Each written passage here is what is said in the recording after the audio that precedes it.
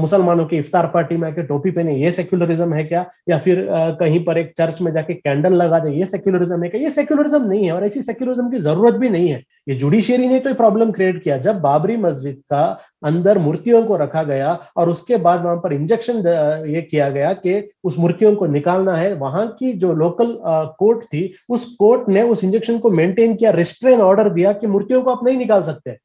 बाबरी मस्जिद इंशाल्लाह पुनर्तामीर हम करके रहेंगे।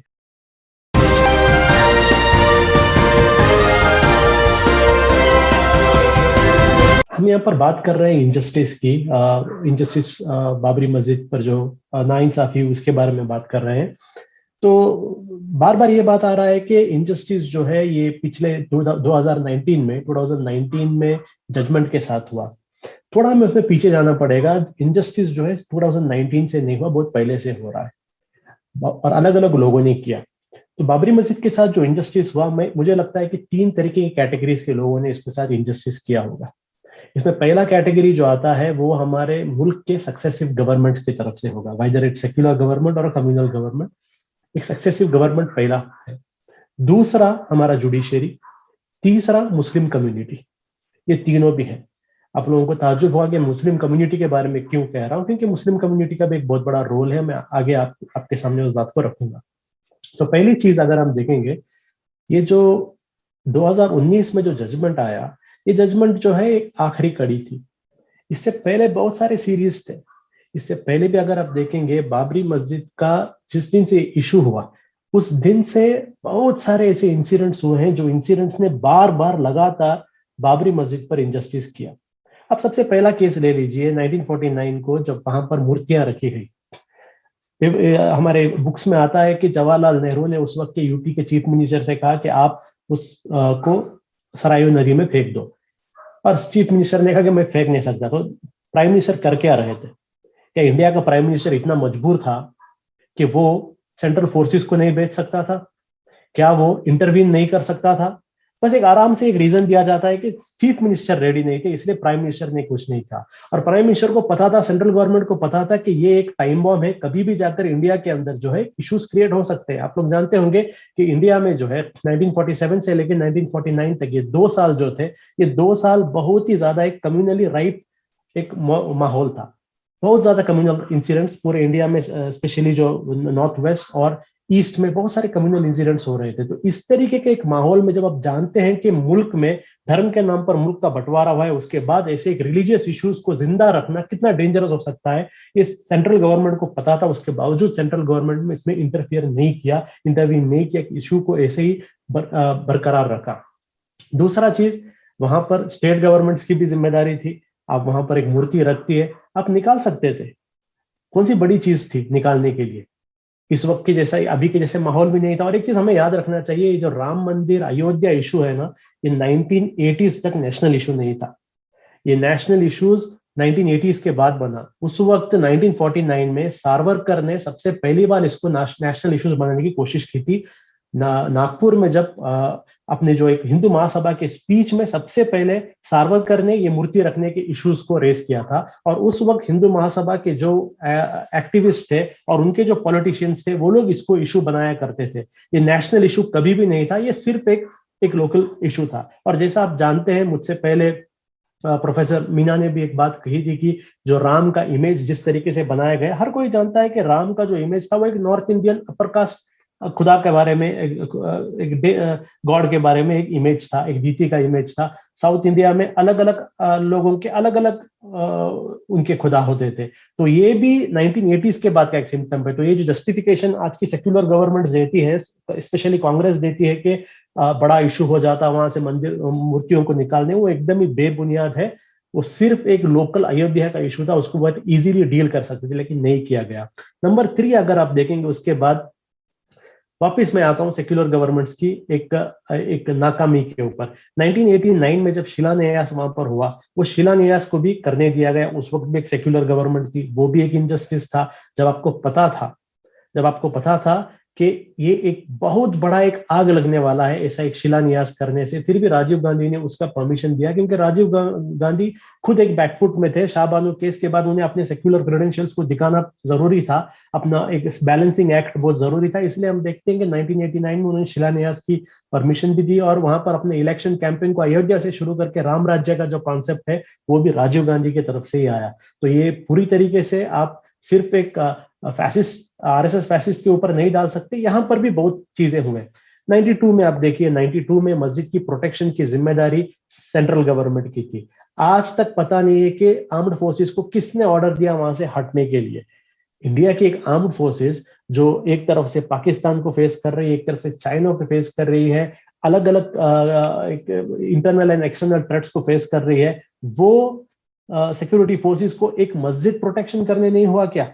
इसका मतलब क्या है? वो मस्जिद को प्रोटेक्ट कर सकते थे, लेकिन जानबूझ के उन्हें इंस्ट्रक्शंस दिया गया था कि मस्जिद की प्रोटेक्शन ना करें। तो ये पॉइंट भी हमें याद रखना चाहिए। उसके बाद आप देखिए 1992 से लेकर 1996 तक इंडिया में एक सेक्युलर गवर्नमेंट थी। इंडिया में कोई बीजेपी की गवर्नमेंट नहीं थी 1996 तक, नरसिम्हा राव की गवर्नमेंट थी। अब नरसिम्हा राव की गवर्नमेंट थी तो उस गवर्नमेंट के वक्त नरसिम्हा राव बहुत चीज कर सकते थे। जिस दिन बाबरी मस्जिद के शहीद हुआ, आकर मुल्क के सामने एकदम एकदम फसी उर्दू में आकर वो स्पीच कर रहे थे कि वापिस तामीर होगी, लेकिन क्या किस किस चीज ने उन्हें रोका? 1995 या 96 तक कांग्रेस की जो सेंट्रल गवर्नमेंट थी उसको किसने रोका वहां पर वापस मस्जिद की तामीर करने के लिए? किसी ने नहीं रोका। यानी स्टेटस को रखना उनका एक मकसद था। उसके बाद वापस हम कहते हैं कि 2004 से लेकर 2014 तक वापस इंडिया के अंदर 10 साल एक सेक्युलर गवर्नमेंट थी। वो 10 साल सेक्युलर गवर्नमेंट के दौरान में क्या हुआ? 2010 में लिबरन कमीशन का रिपोर्ट आया गया। लिबरन कमीशन के अंदर पूरी तरीके से 48 एक्सटेंशंस के बाद हम देखते हैं कि उसमें पूरी तरीके से कौन कौन इसके अंदर कल्प्रिट्स है उनको उनका नाम लिखा गया। लेकिन क्या किया गया? ना तो पार्लियामेंट में डिस्कशन हुआ, ना तो एक जुडिशियल एक्शन हुआ, कुछ भी नहीं हुआ। यानी कमिटमेंट ही नहीं था आपका। और देखिए, ये बाबरी मस्जिद इशू को डील करने के वक्त जब आरएसएस के लोग, जब संघ परिवार इसको एक वेरी एक्सट्रीम हिंदुत्व एंगल से लेके जा रहे थे, उस वक्त इंडिया में जरूरत थी, the government had to perform something called as very aggressive secularism. There was a need of aggressive secularism. लेकिन वो aggressive secularism Indian respective government ने नहीं दिखाया, उस वक्त की गवर्नमेंट ने भी नहीं दिखाया, अभी की गवर्नमेंट ने भी नहीं दिखाया। जब जरूरत था एग्रेसिव सेक्युलरिज्म दिखाने की, आपने नहीं दिखाया। क्योंकि यही पॉइंट होता है। देखिए, एक तरफ से बीजेपी जो है हिंदू वोट्स कंसोलिडेशन कर रही थी, उस वक्त से ये सेक्युलर पार्टीज जो थे, वो सेक्युलर पार्टीज को जरूरत था कि एक तरफ से जब हिंदुत्व को इतना स्ट्रांगली प्रमोट किया जा रहा है, आपको जरूरत था कि आप सेक्युलरिज्म को स्ट्रांगली प्रमोट करें। आपका सेक्युलरिज्म क्या है? क्या सेक्युलरिज्म ये है क्या किसी एक मुसलमानों की इफ्तार पार्टी में आके टोपी पहने, ये सेक्युलरिज्म है क्या? या फिर कहीं पर एक चर्च में जाके कैंडल लगा दे, ये सेक्युलरिज्म है क्या? ये सेक्युलरिज्म नहीं है, और ऐसी सेक्युलरिज्म की जरूरत भी नहीं है। ऐसी सेक्युलरिज्म की जरूरत नहीं है। आप किसी मुसलमानों के प्रोग्राम में आकर टोपी पहनने से सेक्युलर नहीं होंगे, या क्रिश्चियनों के चर्च में जाके कैंडल लगाने से आप सेक्युलर नहीं होंगे। आप सेक्युलर तब होंगे जब आप सेक्युलर वैल्यूज को प्रमोट करेंगे, एग्रेसिवली प्रमोट करेंगे। जब एक तरीके से बहुत स्ट्रांगली जब एक हिंदुत्व, एक आइडियोलॉजी को प्रमोट किया जा रहा है, तो you can not play soft Hindutva, you have to promote aggressive secularism. वो काम उस वक्त पे नहीं हुआ। तो ये इनजस्टिस की जब हम बात कर रहे हैं, 2019 का इनजस्टिस आखिरी था, या 2020 में जो सबको रिहा किया गया वो आखिरी था। उससे पहले ये सेक्युलर पार्टीज की तरफ से बहुत सारे इनजस्टिस हुए। अब आप देखिए, दूसरी चीज मैं बताता हूं आपको, जुडिशरी का आप ले लीजिए। जुडिशरी के बारे में भी हम लोग कहते हैं कि जस्टिस गोगोई ने आकर ऐसा एक फैसला दे दिया। लेकिन मुझे तो लगता है कि वो एक फाइनल चीज था, फाइनल चीज था। उससे पहले अगर आप हिस्ट्री देखेंगे, ये जुडिशरी ने ही सबसे ज्यादा प्रॉब्लम क्रिएट किया था। ये जुडिशरी ने तो प्रॉब्लम क्रिएट किया जब बाबरी मस्जिद का अंदर मूर्तियों को रखा गया, और उसके बाद वहां पर इंजेक्शन ये किया गया कि उस मूर्तियों को निकालना है। वहां की जो लोकल कोर्ट थी, उस कोर्ट ने उस इंजेक्शन को मेंटेन किया, रिस्ट्रेन ऑर्डर दिया कि मूर्तियों को आप नहीं निकाल सकते। यानी जब गवर्नमेंट मूर्तियों को नहीं निकाल सकती थी, तब कोर्ट को फॉरवर्ड आकर ऑर्डर देना चाहिए था कि मूर्तियों को निकालो, लेकिन कोर्ट ने रिस्ट्रेनिंग ऑर्डर दिया। वहां पर रिस्ट्रेनिंग ऑर्डर दिया, मूर्तियों को निकालने के लिए नहीं दिया। नंबर 2, वहां पर पूजा का ऑर्डर उन्होंने दे दिया। यानी जो पूजा वहां पर कभी होती भी नहीं थी उस मस्जिद में, जैसे मुझसे पहले अहमद बेग साहब ने कहा कि जिस दिन 22 दिसंबर के रात के 8 बजे वहां पर नमाज हुई थी, 22 दिसंबर 8 PM नमाज हुई थी वहां पर। लेकिन उसके बाद सेकेंड डे से हम देखते हैं 23 मॉर्निंग से वहां पर नमाज को रोक दिया गया। बट जो पूजा थी उस पूजा को अलाउ किया। क्यों अलाउ किया? जब आपको पता था ऐसा एक डिस्प्यूटेड लैंड है जहां पर आप नमाज को रोकते हैं, तो कोर्ट ने क्यों वहां पर पूजा को अलाउ किया? वो इसलिए क्योंकि एक इशू को क्रिएट करना चाहते थे। यानी जब गवर्नमेंट ने अपना काम नहीं किया, जुडिशरी ने भी अपना काम नहीं किया। उसके बाद में एक हिस्टोरिक हम एक जजमेंट हम देखते हैं, उसके बाद जो आया जो 1980s में, जिसके बारे में हम कहते हैं कि जब वहां पर एम के पांडे नाम के एक मजिस्ट्रेट ने वहां पर पूरी तरीके से खोल दिया उसके पूजा के लिए, और एक केस ऑलरेडी 1961 का केस पेंडिंग था, जो एक स्टेटस जो टाइटल सूट का केस पेंडिंग था, वो केस पेंडिंग होने के बावजूद वहां पर एक ऑर्डर पास किया जाता है कि मस्जिद पूजा के लिए मस्जिद को खोल दिया जाए, मस्जिद के दरवाजे खोला जाए, लेकिन नमाजियों को अलाउ नहीं किया जाएगा। ये वो दिन था जब एक्चुअली मस्जिद चला गया। हम लोग सोचते हैं कि 1992 को डिमोलिशन जो हुआ उस दिन मस्जिद गया, उस दिन नहीं गया। 1986 में जो एम के पांडे का जो एक ऑर्डर आया था जिसमें उसने मस्जिद को खोल दिया था पूजा के लिए, that was the day when we lost Babri Masjid. उस दिन बाबरी मस्जिद चला गया। और उसके बाद भी सक्सेसिव ऑर्डर्स आप देखते हैं सुप्रीम कोर्ट का। हमने उसके बाद का जो इलाहाबाद हाई कोर्ट का देखा, उन्होंने क्या किया, इलाहाबाद हाई कोर्ट के पास था जजमेंट आने के लिए। इलाहाबाद हाई कोर्ट ने वहां पर एक उनके पास जजमेंट की एक्सपेक्टेशन हम लोग कर रहे थे, वो लोग वहां पर लोकल मोहल्ले लेवल का बंटवारा कर रहे थे। उसके बाद सुप्रीम कोर्ट में गए और सुप्रीम कोर्ट के अंदर भी गट्स नहीं था, सुप्रीम कोर्ट के अंदर भी गट्स नहीं था सही एक फैसला सुनाने के लिए। इसलिए सुप्रीम कोर्ट ये श्री श्री रविशंकर टाइप जैसे लोग, कौन है वो, समझे, कौन है श्री श्री रविशंकर, समझे, कोई जुडिशियल कोई जज है क्या इंडिया के अंदर कोई कॉन्स्टिट्यूशन पोस्ट रखने वाला आदमी है क्या? ऐसे लोगों को कह रहा था कि आप मीडिएशन करो। Who is it to do mediation? ऐसे लोग हैं कौन मीडिएशन करने वाले? यानी सुप्रीम कोर्ट इतना वीक था क्या कि it was afraid to take a judgement और afraid to decide something against the majority community, fearing a backlash और फियरिंग सम पॉलिटिकल प्रेशर। इतना डर था क्या सुप्रीम कोर्ट का? और आखिरकार जो डर का हम सब लोगों को पता था कि जो डर इन्हें होने वाला है, वही डर हमें आगे जाके मिला कि 9 नवंबर 2019 को जजमेंट दिया गया। मैं हाल ही में एक आईपीएस ऑफिसर से मिला था, एक रिटायर्ड आईपीएस ऑफिसर से मिला था। उन्होंने मुझे बताया कि वो जिम में थे, वो जिम में थे और जिम में वो टीवी देख रहे थे, सुबह से हियरिंग सुन रहे थे। और सबसे पहले सुप्रीम कोर्ट कहता है कि वहां पर नमाजें पढ़ी जाती थी, नंबर 1। फिर सुप्रीम कोर्ट का ऑर्डर कहता है कि वहां पर मूर्तियों को जबरदस्ती रखा गया, which was a criminal act. उसके बाद वापिस वो कहते हैं कि जो मस्जिद को डिमोलिश किया गया वो एक क्रिमिनल एक्ट था। तब ये मुझे जो एक सीनियर पुलिस ऑफिसर थे वो मुझे कह रहे थे कि जब ये पूरा न्यूज आया जिम में, तो मैंने टीवी को ऑफ किया और मैं घर चला गया, क्योंकि मुझे लगा अब जमीन जो है मस्जिद को ही मिलने वाली है, क्योंकि सुप्रीम कोर्ट ने हर क्लेम को माना है। लेकिन जब घर जाके टीवी ऑन करते हैं, then you are seeing that however, एक वर्ड क्वेश्चन, हावेवर, आस्था की बुनियाद पर आप जगह को रामलला को दे रहे हैं। यानी हर चीज आप मानकर आगे दे रहे हैं। और ये जो एक जजमेंट था, इसके ऊपर बहुत सारे लोगों ने उस वक्त क्वेश्चन भी किया, और एक चीज क्लियर था, we are saying this judgment, Babri Masjid judgment was not written in the Supreme Court. It was written at Nagpur headquarters of the RSS. The Supreme Court judges only recited it. उन्होंने सिर्फ पढ़ा है उसको, उन्होंने इसको उस judgement को लिखा नहीं है, उस जजमेंट को उन्होंने सिर्फ पढ़ा है। वो जजमेंट नागपुर में बनाया गया। तो ये दूसरा कैटेगरी है जिसने मुसलसल, जुडिशियरी ने भी मुसलसल सिर्फ 2019 में नहीं बल्कि 1949 से ही हम देखते हैं जुडिशियरी का एटीट्यूड बाबरी मस्जिद के लिए हमेशा एक नेगेटिव रहा है। नंबर 3 आता है मुस्लिम कम्युनिटी का। अब आप सब लोग सोचते होंगे कि मुस्लिम कम्युनिटी को मैं यहाँ पर क्यों ठहरा रहा हूं। देखिए, मुस्लिम कम्युनिटी का एक रोल था, मुस्लिम कम्युनिटी का एक रोल था। आपकी मस्जिद है ना, आपने देखा है ना अपने आंखों के सामने, आंखों के सामने देखा। ऐसा तो कोई काल्पनिक एक इमेजिनरी मस्जिद तो नहीं है ना, आंखों के सामने था मस्जिद, सुन रहे थे उसके बारे में। लेकिन मुस्लिम कम्युनिटी का रोल क्या था इस मस्जिद को बचाने के लिए? क्या रोल था? कितने मुस्लिम कम्युनिटी के अंदर मूवमेंट्स हुए, कैंपेन्स हुए।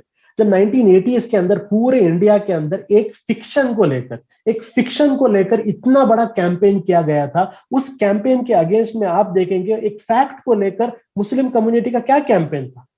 हर कोई खामोश था, ना तो मस्जिद की प्रोटेक्शन के लिए कोई थे वहां पर। मस्जिद जब डिमोलिश हो गई 1992 को, उसके बाद से लेके बाबरी मस्जिद को याद करने के लिए भी ये कम्युनिटी रेडी नहीं थी। ये कम्युनिटी के अंदर बहुत सारे ऐसे लोग थे जो कह रहे थे भूल जाओ, फॉरगेट इट करके। उन बेवकूफों को इतना भी नहीं पता कि it is not a matter of masjid, it's not a matter of a physical building, it's a matter of the rights of the minority, whether minorities have equal rights in India, whether the Muslim identity has any value in India or not. ये चीज था। लेकिन ये चीज भी किसी को पड़ी नहीं कि सब लोग सोच रहे थे कि मस्जिद है ना, यहाँ बना लेंगे, वहां बना लेंगे। अब मस्जिद चली गई, अब वो लोग काशी पूछ रहे हैं, अब वो मथुरा पूछ रहे हैं। एक आदमी आके बोल रहा है और 3,000 मस्जिद है, और कोई स्पीच में कह रहा है 30,000 मस्जिद है। कितने देंगे, कितने देंगे? देखिए, अगर ये जमीन का मामला होता, अगर ये एक इमारत का मामला होता, दे देते, we would have given it.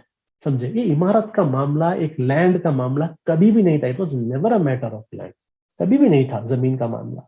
वो एक मामला था इंडिया के अंदर मुसलमानों को ये पैगाम देना कि you are not our equals, आप हमारे बराबर नहीं हो, आपकी जगह हमारी बराबरी की नहीं है। ये जो आप कॉन्स्टिट्यूशन कॉन्स्टिट्यूशन कहते रहते हो, ये कॉन्स्टिट्यूशन आपका कॉन्स्टिट्यूशनल राइट्स हम कभी भी एक बुलिंग के साथ ले सकते हैं।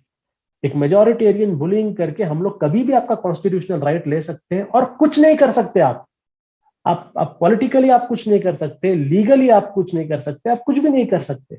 ये बताना था उन्हें, और उन्होंने ये 1992 6 दिसंबर को ये बताया। अब मुस्लिम कम्युनिटी का जो एक रिस्पॉन्स होना चाहिए था, एक सोशल डेमोक्रेटिक एक रिस्पॉन्स होता है, वो कहां था?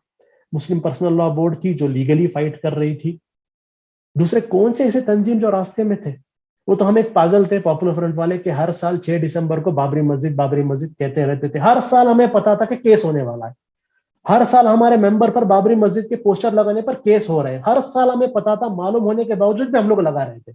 हर साल हमें पता था कि प्रोटेस्ट करने पर केस होगा, फिर भी जाकर हम लोग प्रोटेस्ट कर रहे थे। आने वाले 6 दिसंबर को हमें पता है, 100% पता है, हम जब पोस्टर लगाएंगे हम पर केस होगा। हमें 100% पता है कि जब हम प्रोटेस्ट करेंगे हम पर केस होगा, फिर भी हम करेंगे, फिर भी हम करेंगे, क्योंकि बाबरी मस्जिद की याद को हम लोग भूलेंगे नहीं। अनफॉर्चुनेटली मुस्लिम कम्युनिटी भूल गई। कितने मस्जिदों में बाबरी मस्जिद के बारे में जिक्र हो रहा था। हमारी इसी मस्जिदों के अंदर फलस्तीन के बारे में बड़े बड़े बात होते हैं, अल-अक्सा, जेरूसलम, सुल्तान सलाउद्दीन, बड़े बड़े बातें होते हैं। लेकिन बाबरी मस्जिद के बारे में कहां बात हो रही थी? बाबरी मस्जिद के बारे में तो कोई खुतबा भी नहीं हो रहा था, बाबरी मस्जिद के बारे में एक फ्राइडे सरमन भी नहीं हो रहा था। यानी indirectly we wanted the community to forget it, हम चाहते थे कि आप लोग भूल जाएं। इसीलिए तो किसी पता नहीं, आज बुला कर एक 15 साल के बच्चे को बुलाओ बाबरी मस्जिद क्या है, वैसे पता नहीं है वो, इसलिए क्योंकि जिस तरीके का एक याद को जिंदा रखना था, वो याद को जिंदा नहीं रखा गया। तो ये एक मेजर एक प्रॉब्लम था मुस्लिम कम्युनिटी का। और इसलिए मैं कहता हूं कि बाबरी मस्जिद के साथ मुस्लिम कम्युनिटी ने भी इनजस्टिस किया है। जितना इनजस्टिस यहाँ की सेक्युलर गवर्नमेंट्स ने किया है, जितना इनजस्टिस जुडिशरी की तरफ से हुआ है, उतना इनजस्टिस मुस्लिम कम्युनिटी की तरफ से भी हुआ है। अब मैं दूसरी बात ये कहता हूं कि लोग कह रहे थे कि ये बाबरी मस्जिद का किस्सा खत्म हो गया। देखो, बाबरी मस्जिद का किस्सा खत्म नहीं हुआ है, ये तो स्टार्ट हुआ है, ये स्टार्ट हुआ है। आप देखिए कितने लोगों पर अभी जो एक इनजस्टिस बाबरी मस्जिद एक बिल्डिंग पर हुई थी, अब वो इनजस्टिस इंडिविजुअल्स पर हो रहे हैं, अब वो इनजस्टिस इंडिविजुअल पर हो रहे हैं। जुडिशरी का जो एटीट्यूड है, वो एटीट्यूड एक मस्जिद के तहत क्या था, आज हम देखते हैं कि जुडिशरी का वो एटीट्यूड इंडिविजुअल्स की तरफ आ रहा है। इम्पॉसिबल है लोअर कोर्ट में बेल मिलना। अगर आप गवर्नमेंट को क्रिटिसाइज करते हो और अगर गवर्नमेंट आपको एक पॉलिटिकली मोटिवेटेड केस में अरेस्ट करती है, तो इम्पॉसिबल है लोअर कोर्ट में बेल मिलना, इम्पॉसिबल। भूल जाइए आप, आपको सुप्रीम कोर्ट तक जाना पड़ेगा एक मामूली बेल के लिए। हम लोग कहते हैं कि बेल इज द रूल करके हम कहते हैं, लेकिन कहां है bail is the rule? UAPA, sedition, PMLA, money laundering act, ऐसे एक्ट को इस्तेमाल कर कर एक एक इंडिविजुअल्स को टारगेट किया जा रहा है। जो लोग अरेस्ट हुए रहे हैं वो कोई भी बाहर नहीं आ रहे हैं। आप एक एक एग्जांपल आप ले लीजिए, सिद्दीक कापन का केस, सिद्दीक कापन, अतीक, रऊफ, ये केसेस आप ले लीजिए। क्या हुआ इन केसेस के अंदर? सिद्दीक कापन और बाकी 3 लोग एक दलित लड़की का जो रेप हुआ था उसको रिपोर्ट करने के लिए वहां पर गए थे, और कैंपस फ्रंट के लोग वहां पर एक्टिविस्ट 3 एक्टिविस्ट मिलने के लिए गए थे उनसे। उनको अरेस्ट किया गया एक इमेजिनरी केस में, एक imaginary case, imaginary caste violence it's never happened. एक ऐसा कास्ट वायलेंस जो हुआ ही नहीं, हुआ ही नहीं। बताया जा रहा था कि ये लोग वहां पर जाएंगे कास्ट वायलेंस करने के लिए। अभी हाल ही में आपने देखा न्यूज लॉन्ड्री में एक बहुत ही बेहतरीन एक सीरीज आया था, ये सिद्दीक कापन और ये हाथरस केस को लेके बेहतरीन एक सीरीज आया था। अगर आप लोग वो सीरीज पढ़ेंगे आपको पता चलेगा ब्रिलियंट स्क्रिप्ट राइटिंग हुआ है यहाँ पर, यानी बॉलीवुड और हॉलीवुड लेवल का स्क्रिप्ट राइटिंग हुआ है इस हाथरस केस के अंदर। स्टोरीज को क्रिएट किया गया एक के बाद एक के बाद एक व्हाट्सएप के एक चैट को लेके, व्हाट्सएप के एक सिंगल चैट को लेके, सीरीज ऑफ चैट नहीं, सिंगल चैट को लेके एक स्टोरी क्रिएट किया गया। सिद्दीक कापन जैसा एक आदमी जो एक जर्नलिस्ट है, उसको साउथ टेरर का एक फेस बनाया गया था। रऊफ जैसा एक आदमी जो कैंपस फ्रंट का जनरल सेक्रेटरी है, उसको इंटरनेशनल फंडर, टेरर फंडर उसको बताया गया था। इस तरीके का एक केस इशू क्रिएट किया, और हर कोई जानता है पॉलिटिकली मोटिवेटेड है वो, हर कोई जानता है पॉलिटिकल मोटिवेट। लेकिन क्या हुआ, क्या लोअर कोर्ट उन्हें बेल दे रहा है? नहीं दे रहा है। सिद्दीक कापन की मां बीमार थी, एक जर्नलिस्ट सिद्दीक कापन की मां बीमार थी, लेकिन उसे बेल लेने के लिए सुप्रीम कोर्ट जाना पड़ा, उसका बेल के लिए सुप्रीम कोर्ट जाना पड़ा। एक माँ बीमार है, माँ को देखने के लिए, वो भी उसे चंद दिनों का एक बेल मिला था, फिर उसे वापस जाना पड़ा। और वही हाल पर हम देखते हैं कि यही सुप्रीम कोर्ट जो है अर्नब गोस्वामी के इश्यूज पर फट करके आ जाती है, रातों रातों को आ जाती है और बड़े लिबर्टी की बात करती है। तो सिंपल क्वेश्चन है, लिबर्टी, अर्नब गोस्वामी का लिबर्टी अलग है और सिद्दीक कापन का लिबर्टी अलग है क्या हमारे मुल्क के अंदर? क्या दोनों का लिबर्टी अलग है क्या? कि सिद्दीक अर्नब गोस्वामी को एक अलग आप ट्रीटमेंट देंगे और सिद्दीक कापन को एक अलग ट्रीटमेंट देंगे? दूसरा आप देखिए, उसी केस के अंदर अतीक का आप देखिए, अतीकुर रहमान जो यूपी का रहने वाला है, कैंपस फ्रंट का नेशनल ट्रेजरर है, अतीक अरेस्टेड है 1 साल से। अतीक को सिवियर हार्ट एलिमेंट है अतीक को, उसके दिल के अंदर प्रॉब्लम है, उसको ट्रीटमेंट की जरूरत है, इमीडिएट बेल चाहिए उसके लिए, लेकिन लाइफ एंड डेथ का सिचुएशन है, लेकिन कोर्ट रेडी नहीं है इमीडिएट हियरिंग के लिए, अर्जेंसी के लिए कोर्ट रेडी नहीं है। कोर्ट कह रही है कि जो दूसरे पेटिशंस जा रहे हैं उस पेटिशन के साथ ऐड करके उसे लेके आ जाओ। यानी कहां पर अर्जेंसी? अर्नब गोस्वामी के लिए आपको अर्जेंसी है, लेकिन अतीक के लिए आपके पास अर्जेंसी नहीं है। अतीक मरा तो भी चलेगा। सेम केस आप ले लीजिए, डॉक्टर स्टैन स्वामी का भी ले लीजिए। क्या पूछा था स्टैन स्वामी ने? एक स्ट्रॉ पूछा था, क्योंकि पार्किंसन की वजह से पानी नहीं पी सकते थे, स्ट्रॉ भी नहीं दिया उसे जुडिशियरी ने। यानी एक क्या था वो, स्ट्रॉ था या AK-47 था? क्या पूछ रहे थे वो? एक स्ट्रॉ तो पूछ रहे थे ना, स्ट्रॉ लेकर कौन सा बड़ा टेरर काम करेंगे जेल के अंदर वो, लेकिन स्ट्रॉ भी नहीं मिल रहा है उनको, मर गए वो। और मरने के बाद भी शर्म नाम की चीज किसी को नहीं है, जुडिशियरी को भी शर्म नहीं, किसी को भी शर्म नहीं है, हर कोई जस्टिफाई कर रहा था। और इसी चीजों में आप देखिए, जो दिल्ली राइट्स में आप देख लीजिए, उमर खालिद को, शर्जिल इमाम को, गुल्फी शाह को, या जो CANR प्रोटेस्ट में जो लोग अंदर हैं, अभी भी अंदर है वो लोग, 2-3 साल से अभी भी अंदर है वो लोग। और पूरा फेक वीडियोस पे पूरा केस बना है। पुलिस को पता नहीं वीडियो कहां से मिला, मीडिया को पता नहीं वीडियो कहां से मिला, लेकिन ऐसे एक वीडियो के बेसिस पर केसेस डाला जाता है। लोग 2-2 साल से जेल के अंदर है, लेकिन उनको बेल नहीं होती। बेल किसको होती है? हाई प्रोफाइल लोगों को बेल होती है, ऑर्डिनरी लोगों को बेल नहीं होती। अगर आप मुसलमान है तो आपको बेल नहीं होगी, अगर आप एक एक्टिविस्ट है आपको बेल नहीं होगी। सुधा भारद्वाज जैसे लोग, ये लोगों को बेल नहीं होती, ये लोग अभी भी अंदर सड़ रहे हैं।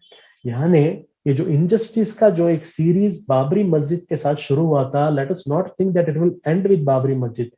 What started with the building, now it's come to individual. हम हर एक लोगों पर आ रहे हैं। ये आज सेमिनार कर रहे हैं, सेमिनार के ऊपर केस हो सकता है। आज जो मैं बात कर रहा हूँ, दूसरे स्पीकर बात किए, इनकी बातों के ऊपर उनके ऊपर केसेस हो सकता है।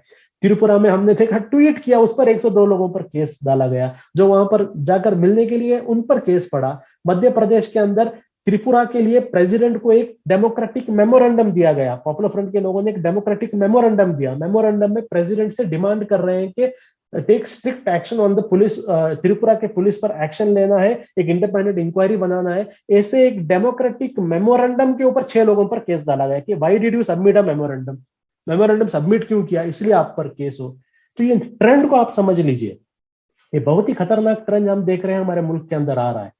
और ये जब इतना स्ट्रांग ट्रेंड आ रहा था, ये ट्रेंड में जुडिशरी के तरफ से जो एक सुमोटो रिस्पांस होना चाहिए था, वो रिस्पांस नहीं हो रहा है।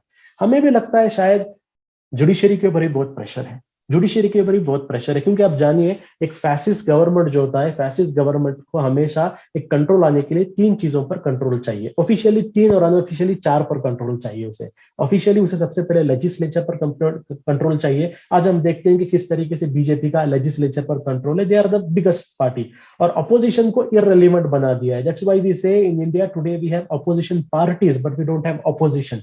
अपोजिशन पार्टीज तो है, लेकिन अपोजिशन आज हमारे मुल्क के अंदर नहीं है, और अपोजिशन पार्टी भी गवर्नमेंट का नैरेटिव पढ़ रहे हैं। इसलिए आप देखिए, अरविंद केजरीवाल जाके गोवा में कहता है मैं आपको अयोध्या भेजूंगा, दिल्ली में जाके अयोध्या का टेंपल बना रहा है, राहुल गांधी जाके कहता है मैं शिव भक्त हूँ, या कोई जाके हनुमान चालीसा पढ़ रहा है। वो क्या है ये? यानी गवर्नमेंट का जो नैरेटिव है अपोजिशन बोल रहा है, तो अपोजिशन तो डिमोलिश हो गया, क्योंकि अपोजिशन और गवर्नमेंट के बीच में आइडियोलॉजिकली कोई बड़ा फर्क नहीं है। बोथ आर बोस्टिंग मेजोरिटीनिज्म, वही तो बोस्ट कर रहे हैं और कुछ नहीं कर रहे हैं।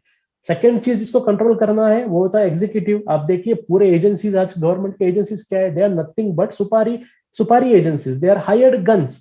इस्तेमाल किया जा रहा है। कोई भी anyone who speaks against the government और स्पीक और क्रिटिसाइजेस द गवर्नमेंट, ईडी बाहर आ जाती है, एनआईए बाहर आ जाती है, आईटी इनकम टैक्स आ जाते हैं। अब एज पॉपुलर फ्रंट हम लोग जानते हैं, हमारे घरों पे भी रेड हुआ था, हमारे ऑफिस में रेड हुआ था। इनकम टैक्स हमें कह रहा है कि आपका 12A कैंसिल कर देंगे, ईडी कह रहा है कि आपको हम लोग एक आपके ऊपर केसेस डालेंगे। हमारे मेंबर्स के जो इंक्वायरी होता है उस इंक्वायरी के वक्त ईडी ऑफिशियल मेंबरों से पूछते हैं कि बीजेपी को आप क्यों नहीं वोट देते, आपको बीजेपी से क्या प्रॉब्लम है। Very clear, it is nothing to do with law and order, it's a politically motivated, एक एजेंसीज को इस्तेमाल किया जा रहा है, पॉलिटिकली मोटिवेटेड है सब चीज। तो एजेंसीज भी चले गए, इलेक्शन कमीशन चला गया, सीबीआई चला गया, सब चले गए। अब तीसरा बचा जुडिशरी। अब जुडिशरी के ऊपर कितना प्रेशर है जुडिशरी को ही पता। तो मुझसे पहले प्रोफेसर मीना ने भी एक एग्जांपल बताया था कि किस तरीके से वहां पर एक पेगासस इस्तेमाल करके जुडिशरी पर प्रेशर डाला गया था। देखिए जुडिशरी के लोग भी इंसान ही होते हैं। एक तरफ लोया है, जस्टिस लोया है, दूसरी तरफ गोगोई है। जस्टिस गोगोई बनोगे आपको एमपी सीट मिलेगा, जस्टिस लोया बनेंगे मिस्टेरियस डेथ हो जाएगा। अब एज ए इंडिविजुअल आपको भी तो सिलेक्ट करना है कि आपको लोया बनना है या गोगोई बनना है। और मुझे नहीं लगता कोई भी लोया बनने के लिए रेडी रहेगा, हर कोई गोगोई बनने के लिए रेडी रहेगा। तो जुडिशरी के ऊपर कंट्रोल करना ये गवर्नमेंट का एक वेरी स्ट्रॉन्ग इंटेंशन है।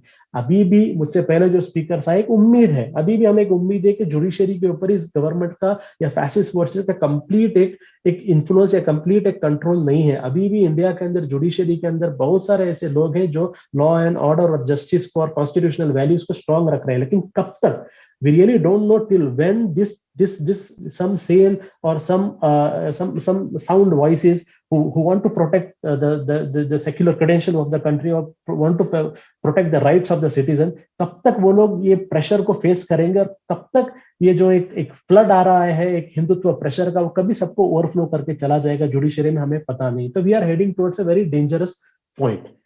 फाइनली जो मैं अभी मेरी बात को खत्म करते हुए कहता हूं कि ऐसा एक सिचुएशन आ रहा है तो हमारे तरफ से किस तरीके का रिस्पॉन्स होना है। हम लोग as popular front of India, हमारे बारे में लोग कहते हैं कि क्या कहते हैं कि आप लोग वेरी एग्रेसिव ऑर्गेनाइजेशन से हैं। तो हम कहते हैं कि we are not aggressive organisation, या but we are a very assertive organisation within the Muslim community. Muslim community के अंदर से आने वाली एक वेरी स्ट्रॉन्ग असर्टिव ऑर्गेनाइजेशन है, क्योंकि हम असर्ट करते हैं थोड़े चीजों के ऊपर, अपने हुकूक, अपने राइट्स, अपने जो भी हमें हुकूक और राइट्स है उस चीज का हम असर्ट करते हैं। हम इतने आसानी से छोड़ के देने के लिए तैयार नहीं है। और वही चीज हम कह रहे हैं बाबरी मस्जिद के सिलसिले में भी। हमारे लिए याद रखिए, देखिए पैलेस्टीनियन स्ट्रगल जो है, पैलेस्टीनियन स्ट्रगल में अभी जो हाल ही में आपने देखा होगा, उस स्ट्रगल में अल अक्सा जो है उनके लिए एक सेंट्रल सिंबल है। अल अक्सा उनके लिए एक सेंट्रल सिंबल है। वो अल अक्सा को छोड़कर कुछ नहीं करते, अल अक्सा सबसे सेंट्रल है। इसलिए आप देखिए जब भी अल अक्सा के खिलाफ या मस्जिद हरम के खिलाफ कुछ भी होता है, आप देखते हैं कि वहां पर किस तरीके का एक पीपल्स रेजिस्टेंस वहां पर निकल आता है जायोनिज्म के खिलाफ। तो जिस तरीके से हम देखते हैं कि पैलेस्टीनियन रेजिस्टेंस जो है जायोनिज्म के अगेंस्ट अल अक्सा को सिंबल बना रहा है, इंडिया के अंदर भी फैसिज्म, हिंदुत्व फैसिज्म, जो आरएसएस का जो फैसिज्म है, इस फैसिज्म के अगेंस्ट बाबरी मस्जिद को हमें सिंबल बनाना पड़ेगा। बाबरी मस्जिद should be the symbol of resistance against Hindutva fascism. ये एक बहुत बड़ा डिसीजन हमें लेना पड़ेगा और इसके लिए आपको बाबरी मस्जिद की याद ताजा रखनी पड़ेगी। Remembrance is the first defence, याद रखिए, remembrance is the first defence. याददाश्त सबसे पहला दिफा है। आपको बाबरी मस्जिद को याद रखना पड़ेगा, याद में जिंदा रखना पड़ेगा। ऐसा मत सोचिए कि बाबरी मस्जिद क्या होगा। इंशाल्लाह बाबरी मस्जिद को पुनः हम Indian community, Indian society, Muslims नहीं, एंटायर इंडियन सोसाइटी मिलकर इंशाल्लाह बाबरी मस्जिद की तामीर करेगी। ये जो विश्वास हमारे दिल के अंदर होना चाहिए। आपको लगता है ऑलमोस्ट नामुमकिन है, लेकिन आप देखिए एक फिलिस्तीन एक छोटा सा मुल्क है, एक स्टेटलेस पीपल है, कुछ भी नहीं है, पूरा का पूरा इजराइल के कंट्रोल में अलग सा है। फिर भी आज आप देखिए एक पैलेस्टीनियन, चाहे वो एक मुस्लिम हो, चाहे वो क्रिश्चियन हो, चाहे वो लेफ्टिस्ट हो, चाहे वो एथिस्ट हो, उन सबके लिए अल अक्सा मस्जिद एक सिंबल है। और वो चाहते हैं कि अल अक्सा मस्जिद वहां पर उसका जो एक स्टैंडर्ड है, उसका जो एक स्टेटस है, वो स्टेटस मेंटेन रखे करके वो सिंबल बनाए हुए हैं। लोग कहते हैं कि इट्स इम्पॉसिबल, लेकिन किस तरीके से वो लोग अपना जो एक डेमोक्रेटिक और अपना जो पीपल्स रेजिस्टेंस को लोग कंटिन्यू कर रहे हैं। हमें भी ये नहीं सोचना है कि गवर्नमेंट आरएसएस की है, समझे, पूरी हुकूमत आरएसएस की है, क्या बाबरी मस्जिद के साथ हो सकता है? आप रिजल्ट के बारे में मत सोचिए, रिजल्ट के बारे में सोचना हमारा काम नहीं है। हमारा काम है what efforts are we putting, क्या एफर्ट हम लोग कर रहे हैं।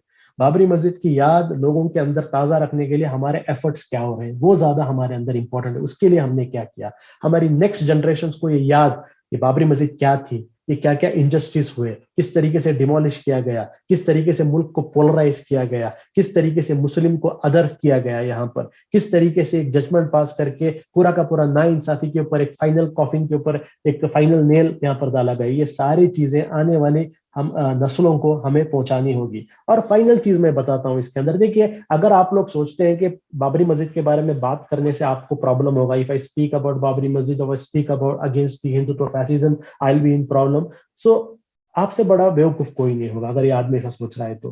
क्योंकि no one is safe, anyone who is not with the Hindutva forces is in danger today. हर कोई जो उनके साथ नहीं है डेंजर में है।